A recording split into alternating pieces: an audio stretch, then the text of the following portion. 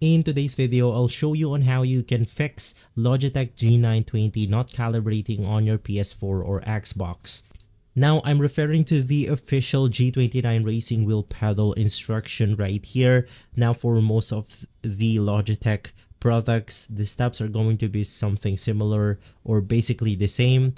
Now, what I recommend the most if your controller or wheel is not calibrating is to safe mode reset the entire controller.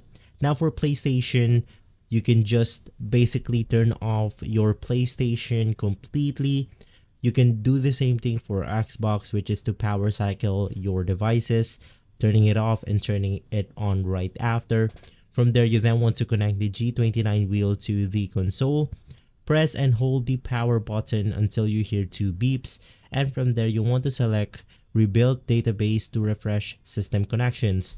Now, if this did not work, you then want to find a tiny hole that you could go ahead and press to simply physically hard reset the device, and from there this will absolutely fix the problem.